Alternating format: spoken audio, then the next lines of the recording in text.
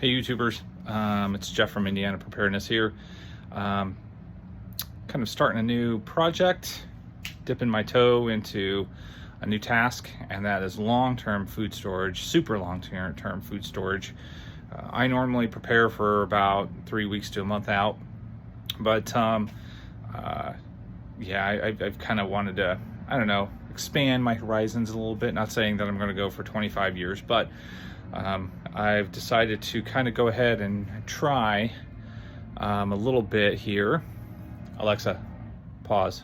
Sorry about that. Try a little bit into, like I said, dip my toe into the long-term food storage. So I've got some 5-gallon buckets, and I've been reading Creek Stewart's latest book of the Disaster Prepared Home. I believe that's what it's called.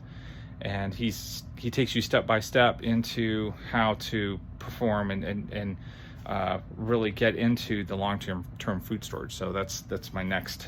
This is my next project, my next pet project, and I've never done anything like this before, so I was a little nervous about it. But Creek's really good. He's local here. He's a local kind of survival expert, disaster preparedness expert, and so yeah.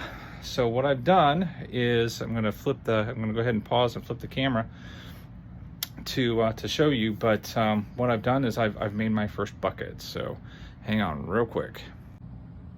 Okay, so there is my first bucket. That's right. And I just bought the bucket at Menards, and then this is one of those what do they call them, gamma lids, where it screws on top here. I got on it pretty tight, so I'm not going to be able just to undo it.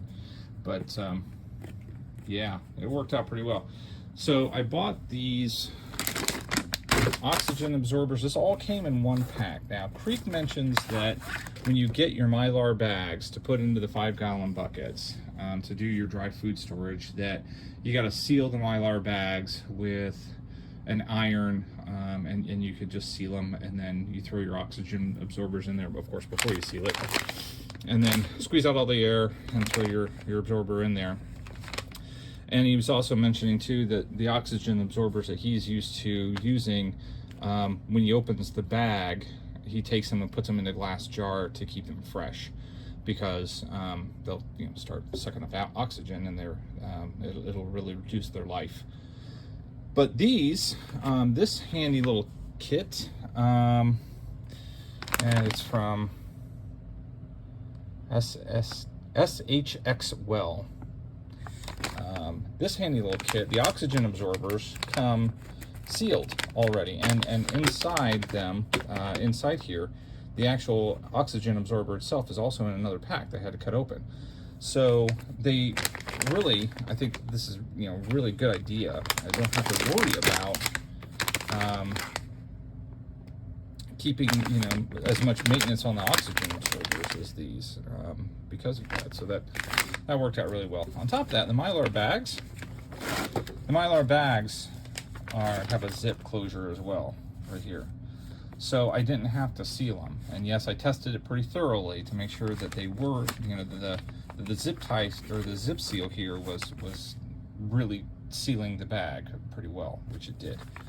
So I was pretty impressed. So I didn't even have to use the iron. I got the whole iron out and board and everything else to go ahead and seal it, and I didn't have to do that. So the only thing that I don't like about the bags is that dimensionally they don't fit in the bucket real well. You got to really knock them down into the bucket while you're putting in the dry food storage, in the dry food product, to get them down in there. But yeah, once it got down in there. So let me I'm gonna pause real quick and get this bucket open. All right, I got it loosened up. So, anyway, it pops right in there, and that's filled with rice, and it's already kind of vacuuming in there. The oxygen absorber is doing what it needs to do.